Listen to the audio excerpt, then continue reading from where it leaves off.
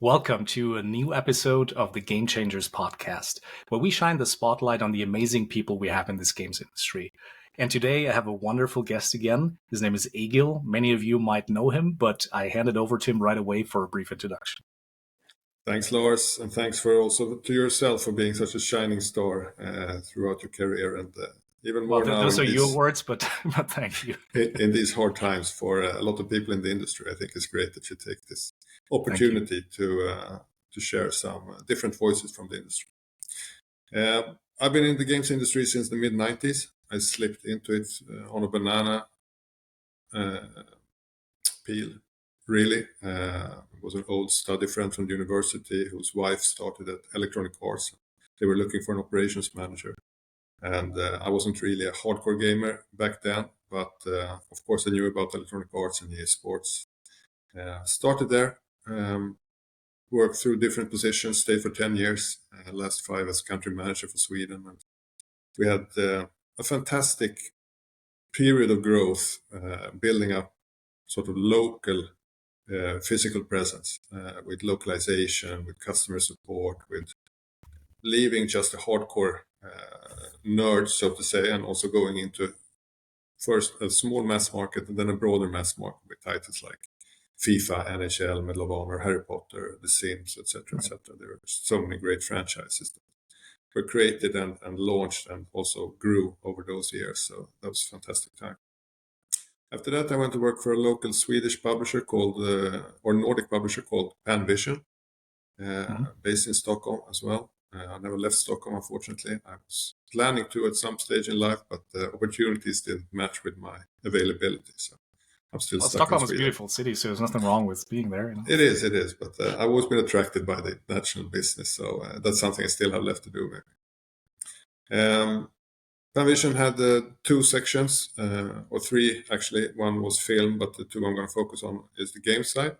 It's they had a lot of old local publishing rights for anything like Pippi Longstrump games and also some other classic Swedish Nordic child IP, old Macromedia products that needed sort of a revamping. There was a lot of people employed and not so much to do, and so there was a lot of basic rough restructuring work to do.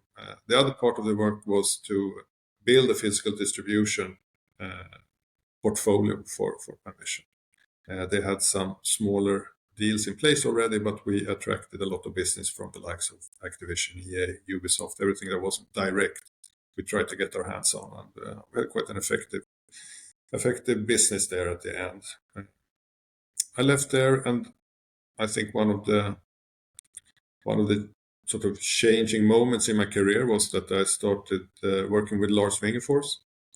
We of course knew each other since I think one of the first business meetings in '96 at Electronic Arts was a very young teenage Lars Wingefors who came and wanted to buy local games, but at UK import prices, which of course didn't work back then, but it just that he had the audacity to come and ask for it in the way that it did made an impression on me, and I've been impressed from him since then, to be honest. But we got in touch because he was then but taking a step aside from his current business, which was called Game Outlet. His gaming career by then had also had its ups and downs already.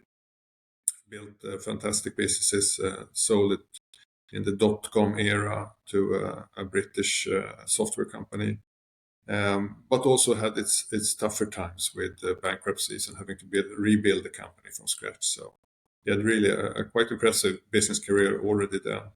Now, Game Outlet was selling mid-priced console games in pallet format in supermarkets and gas stations and kind of outlets. Because console games already then were actually quite expensive, especially given the cost of currency back then. So there was a need for cheaper games, especially as the install bases grew on the consoles. He felt he had sort of reached a peak with that and now wanted to focus on his own investment company. And we started, my task was basically to see what's the future for Game Outlet. We looked at everything from mobile game creation to mobile game publishing to regular publishing, but nothing really stuck. We weren't the first or the best with any of those concepts, and that's one of the rules that Lars is quite strong about. If you're neither of those, you should probably do something else. But then, as things sometimes happen unexpectedly, Joe Wood in Austria went bankrupt, and Lars went down there to buy the overstock. First of all, to fill the game outlet pallets with, but he met Clemens Kreutzer and Reinhardt and the whole fantastic team down there, 12 persons who are still employed in Embracer Group today. Actually, it's quite a feat.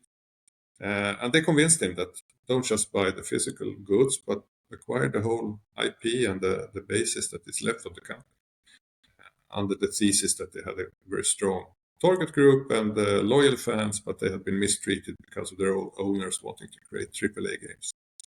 So he did that. The Austrian team got working, digital distribution, and entered new markets with the products. A year later, the same thing happened with THQ when they went bankrupt. And when everyone else was shooting for the high-profile studios, our company was the only one that had a bid for the whole backlog of assets, which was in different shape and form. Some were finished games and some were just a marketing PowerPoint. But the team in Austria were already up and running. They knew how to do it, so they took care of it, created a term that I think Lars was part of creating in terms of game business, called asset care. So we're taking care of what's already created and not only looking at what's around the corner, which normally is something we are very quick to do in the games industry. So I worked there for a couple of years. The company grew. Lars came back from his investment company, and it was time for me to do something else. I went to work for the film industry, home entertainment, for 5 years until coming back to Embracer Group in 2019. And then being part of that extraordinary journey that Embracer has been on over the last couple of years, growing to 16,500 employees and turnover of 40 billion SEK. It's around $4 billion. And then we've had some rough times the last 12 months as the rest of the market, and also a couple of corporations, or a big corporation that didn't work out as we had hoped. Yeah, it's all in the news. Not much to talk about, but I decided this summer to start my own company and see if I could use my experience to sort of go into consultancy and have a look around. What kind of services are people looking for? So I did a LinkedIn post which got enormous traction. I still don't understand how, but it spread enormously, and I got to meet and talk to so many interesting people already that I wouldn't have met or spoken to otherwise, I think. So I'm really happy I did this initiative, and I have some interesting ideas that I can continue to work on also in the future, I think, and new relationships. But one of the projects was actually started out as a part-time discussion, but ended up in a fixed employment. So now I will actually join the first studio in my career, Starbreeze Studios in Sweden, with a 25-year history already. It's an old player in the games industry, but they're now looking for the next 25 years of business. What do they need to change? What do they need to add? And so on. How will they become a more stable studio with more stable revenue flows and product flows and so on. So that's going to be my next mission from 1st of March. Well, congrats on the role. I mean, I think Starbreeze can consider themselves lucky to have you. I mean, with the vast experience that you just shared, it was incredible to listen to all the different steps that you had leading to where you are right now. You know, I think they have something really valuable with you on board, and I'm definitely looking forward to see how you contribute to their next 25 years and maybe even beyond. So that's thanks. Really cool to hear. No, they have a great team in place already. So, but I think I can complement them in a very good way. It's a role I'm very excited about. That's absolutely great to hear. I mean, you started at Embracer roughly around the same time. I started as part of the wider embrace. I still remember like the first conversation we had, and how you were assessing everything that's going on. So it's interesting to see that our paths at least crossed multiple times throughout that time, and now we're both also looking for new options, and you found yours. I'm sure I'll find mine soon, and so it's interesting to see that there's a lot of parallels. Yeah, that's what happens in this industry. Even though it's so huge, it still seems to be not a very limited, but a limited amount Absolutely. of persons that get the love for the industry and that stay in the industry. I think that's what I amazing. like about the industry in particular, that you have so many new people, but at the same time, you have people that you meet again and again. And many others in many other industries says like, oh, you always see each other twice. That's not always true, but in our industry, it seems to be the case. You do have those long-standing relationships, which is great. Yeah. Maybe moving on to kind of a next segment here. So you've dealt with various gaming titles, and worked on so many. You mentioned a couple of franchises back in the day, and of course some recent ones. So if you had the opportunity to have a conversation with any of those characters from those gaming franchises, who would that be, and what would you want to talk about? Well, I heard from one of your previous sessions here that it's already taken, but I'm going to take him anyway. And it's Gordon Freeman from Half-Life. I think that was the game that really has made the most impression on me throughout all the times. I'm not a proper gamer.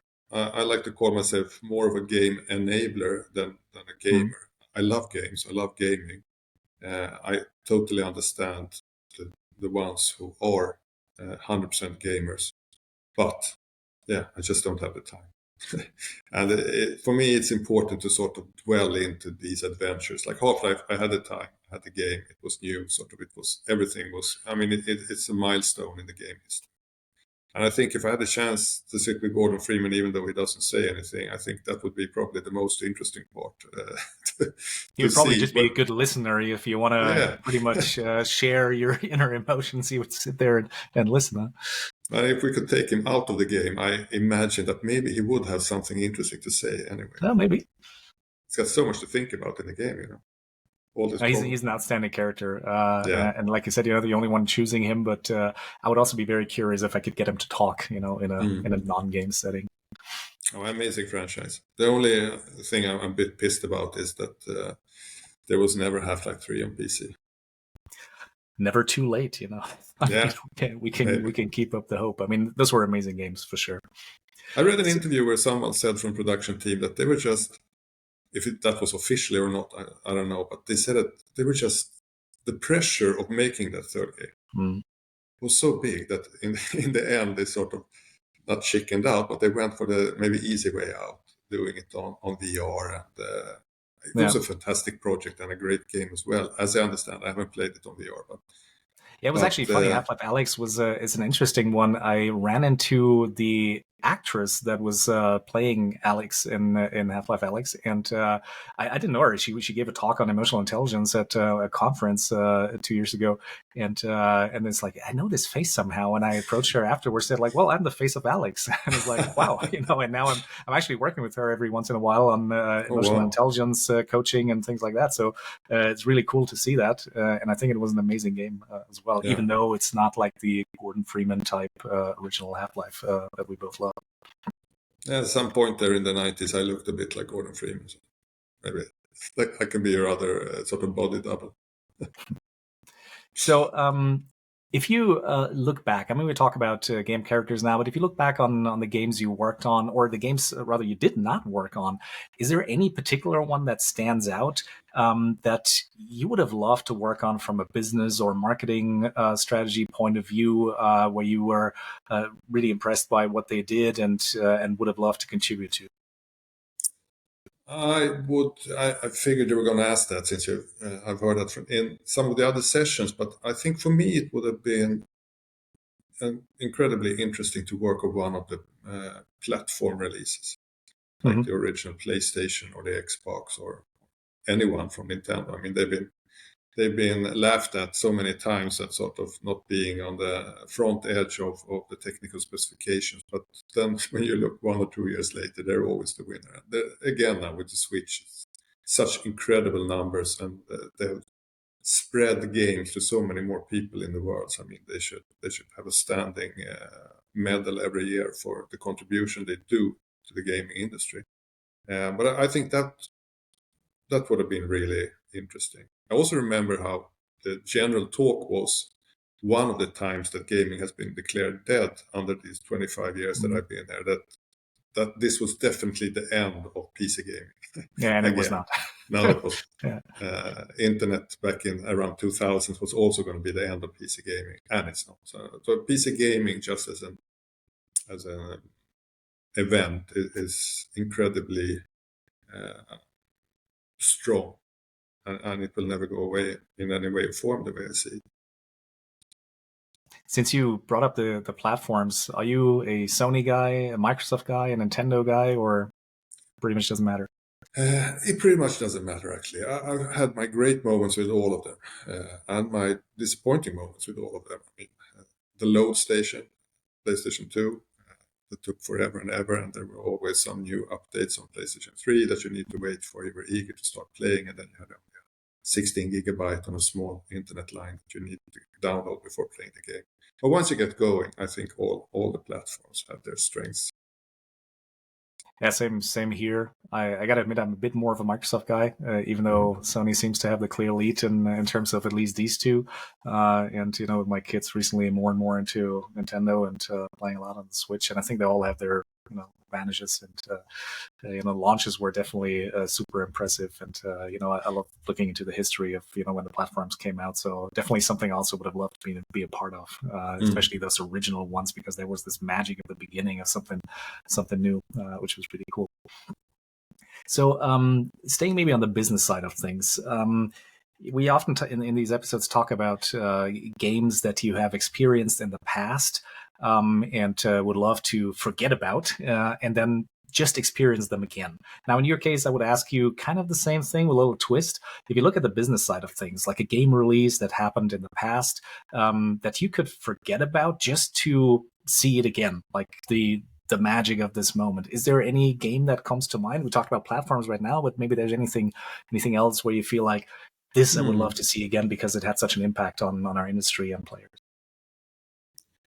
That I worked on, or that I just in general that you saw.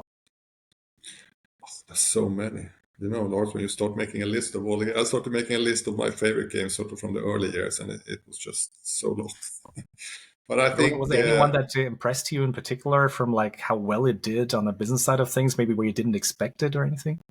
One I had forgotten about. Okay, this is a smaller one from the business perspective, but it wasn't back then.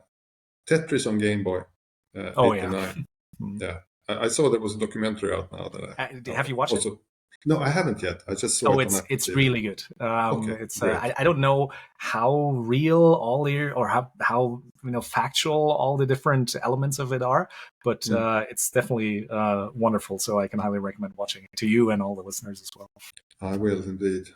Now, that was one of the sort of game changers or milestones throughout the path of gaming, and it just. With a handheld format, you could carry it with you, you could play it anywhere, and you could play you were still playing on the same unit, but fighting to get on the top of the top 10 list, breaking the magic 100,000 points, getting the Russian national anthem, whatever was happening back then. It was maybe not worked as well today, the same kind of concept, but yeah. No, not the same kind of console, but of course the game at the time worked really well, and I think Tetris still holds a fascination until this day. And there's so many people that have like fond memories of playing the game at the time and try to enjoy it again with like the newer versions of it. But definitely back in the day, all my friends were playing it. I wasn't allowed to have a Game Boy at the time, so my mom is now way more relaxed and likes that I do games. But at the time, he was like, I don't know.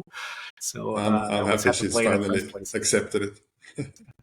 Yeah, absolutely. Tetris is not a critical one, so I guess it's not the worst one.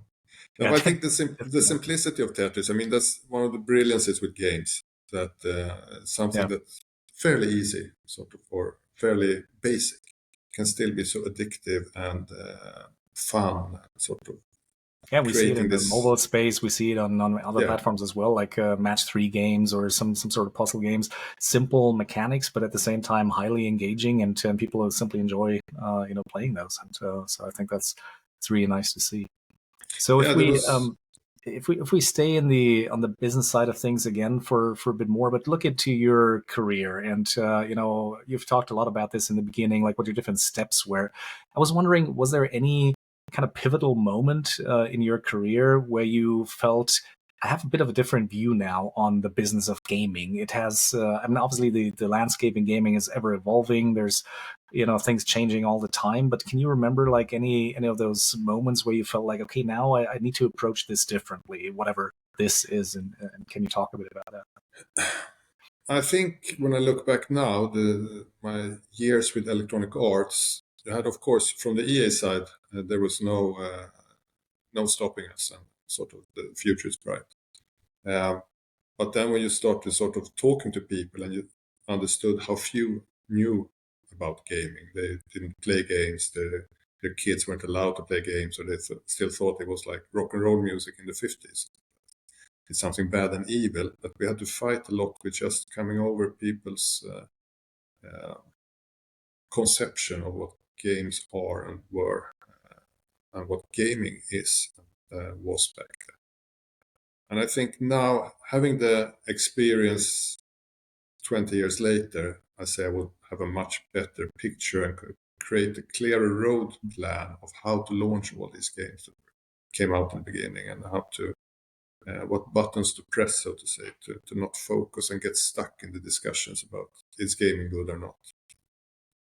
Not maybe not worrying as much about piracy as we did back then as well. There was a lot of focus on the piracy issue, and of course it was huge and it was easy because you pirate all the PC games and there was hardly any Right. copy protection that was strong enough. But yeah, somehow it also helped to spread the awareness to some aspect back then. So of course it wasn't legal and it wasn't good, but from all the negatives, at least there was some positive as well to help the industry.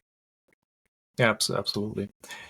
I was also wondering, I mean, if we talk about pivotal moments in game development, also, I mean, right now we see, I don't actually want to call it the rise of AI because it's always been around, but we see there's a lot of focus on artificial intelligence, generative AI in the gaming space. A lot of companies being founded right now to somehow be active in that space, support game developers.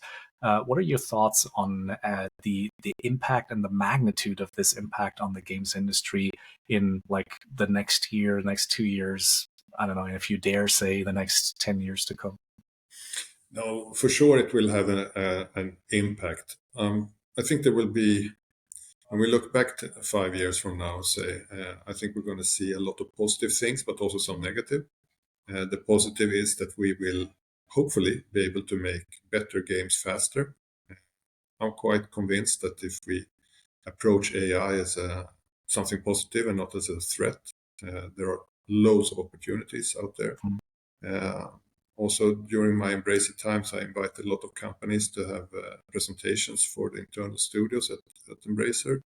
And I'm just impressed about the number of companies that suddenly had to maybe go out of stealth because everyone was talking about ChatGPT and what's happening on the Yeah. AI area. Because they came out of nowhere, I think, even though they had worked on it for maybe 1, 2, 3 years already. But there are some fantastic tools out there in terms of content creation.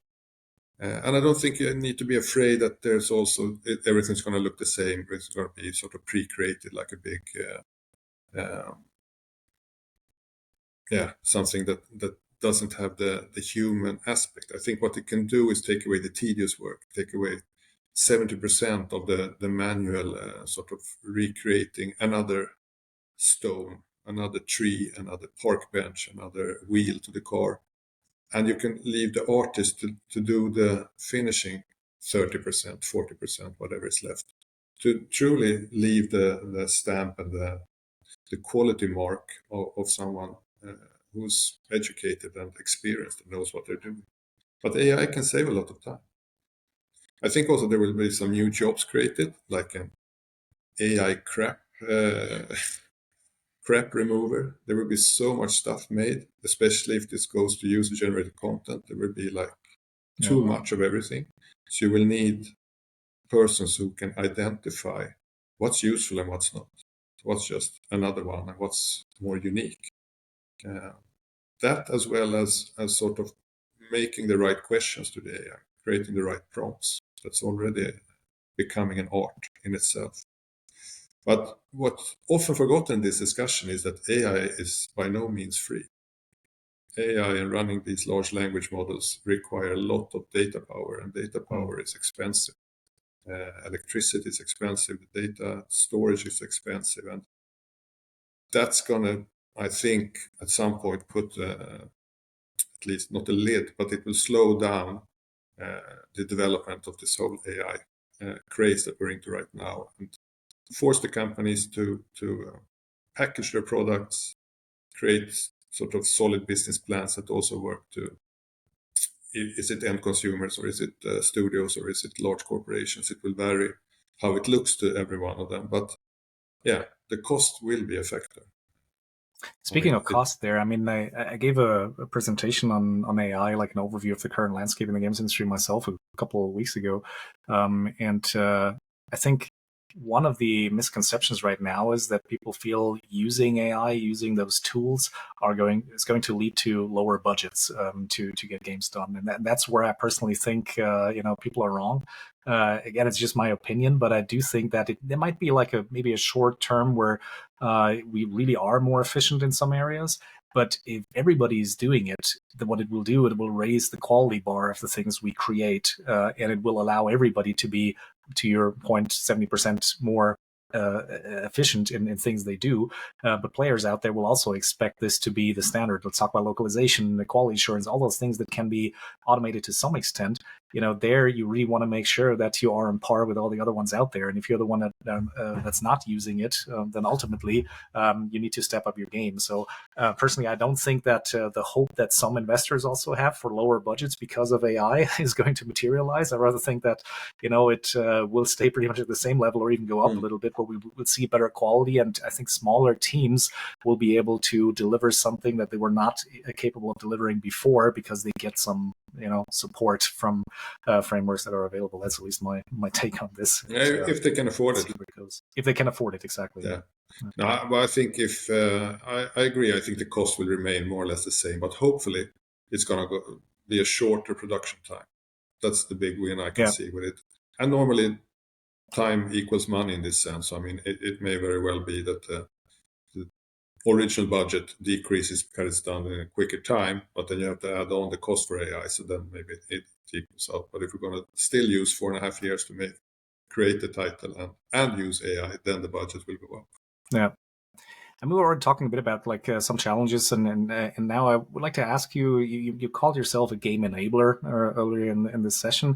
So, if you think about business challenges in the industry that we're facing right now as a game enabler, what are the ones that you feel the most passionate about? The ones that you feel need to be addressed, that are the most compelling, and how would you address those, like in the current state of the industry? I think one obvious challenge we have as an industry is the amount of titles out there. This has been discussed in many forums and arenas before, but it's both a good and a bad. If you compare to the movie industry, for instance, where you might have the same budget to create a Hollywood blockbuster as you do to create a AAA game, but then you compare about how many AA and single A and B games are made, and then you look at the same on the movie side. Yeah, you do have a bit more artsy-fartsy movies made as well, but they're not anywhere close to in amount to how many artsy-fartsy games that are made. And they are still great experiences. So it's hard to say that, okay, you shouldn't do this game. Of course, there are some games that never should reach launch because they're just not innovative, or they're just not good, or they're just sort of an early step in the career of a game maker. But this is, I think, also why the trend that we see now, if you look maybe 5-10 years ago, everyone was going to self-publish and the publisher was going to die. Rightfully so in some cases, because the publishers, there were also the gold digger publishers out there, didn't really contribute that much, but they took all the rights, they took all the money, and they left the studio bleeding, which was very sad to see. But of course, not all were like that. But I think now every company I talk to and every studio I talk to more and more often say that, yeah, and then we're looking to become an indie publisher. We're going to pick up some third-party publishing rights.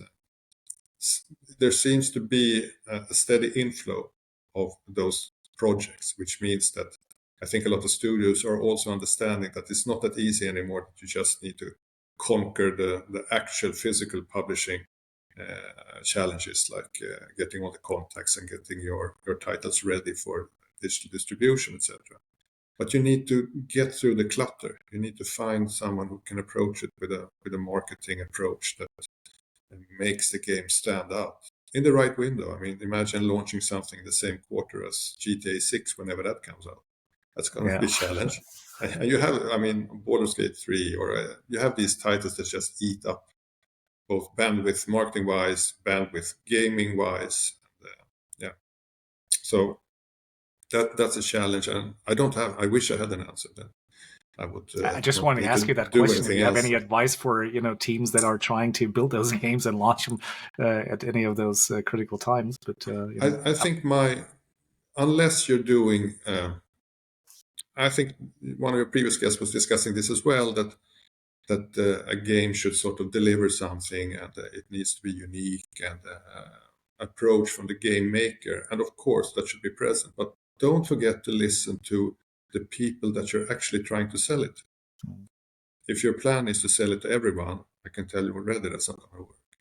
Yeah. But who is your target core audience? What are they interested in? If you can, reach out and see if you can get a Discord channel or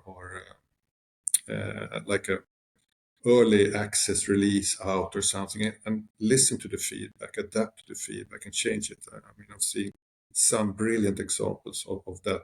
Minecraft was basically one. Notch was listening to his audience and adjusting the game, and the rest is history. It's not always that easy, but I mean, you have Coffee Stain in Sweden. That's also a very good listener to the audience, and it's just one of several. But I think that's important, because in the future, if you don't listen to your audience through the power of internet and the power of social media and the quickness of sentiments moving from good to bad, you're in trouble. No, absolutely agree. I mean, building a community early on, having your strong ambassadors, voices of the people that you actually make this game for, even during development, is absolutely crucial in today's market environment. So, to wrap up this session, I want to ask you, since you're now joining a new role, a very exciting start, what are your dreams, maybe in this role or beyond, things you would like to achieve, and how do you plan to make it happen? You don't have, of course, have to go into what you want to do for Starbreeze, more in general about yourself. Like you will have aspirations for the next couple of years. Is there like an ideal future that you dream of right now?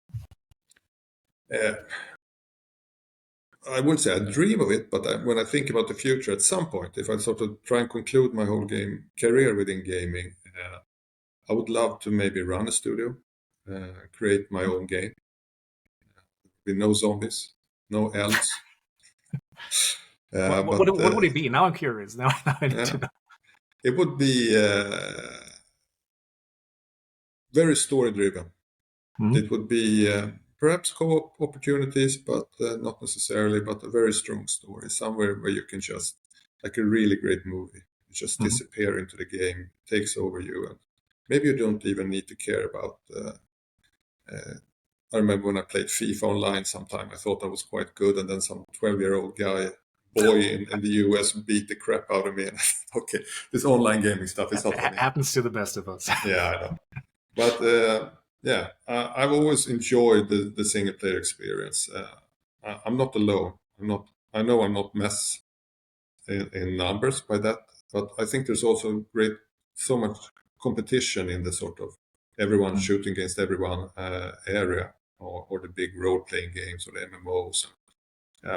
I would never be able to create something good there. But I think with the right help, I could put together a very exciting and enticing single-player story-driven adventure game, adventure action. Mission Impossible meets Alan Wake. So. Oh wow, that's quite an ambition. I know. It's a good one. Hats off Well, to Remedy. Well, Egil, I wish you all the best for maybe at some point achieving that dream and doing your own thing with that game. It was wonderful having you on the show today. A lot of great insights. I wish you a great start in your new role at Starbreeze. I'm definitely going to be a follower of what you do there and going to be cheering for you from the sideline. And, I want to thank everybody for listening into this episode. I hope you enjoyed it as much as I did. Thank you so much, Egil, and all the best for your future. Thanks a lot, Lars. It was great to be here, and keep up the good work. Thank you so much. See you out there. Bye-bye.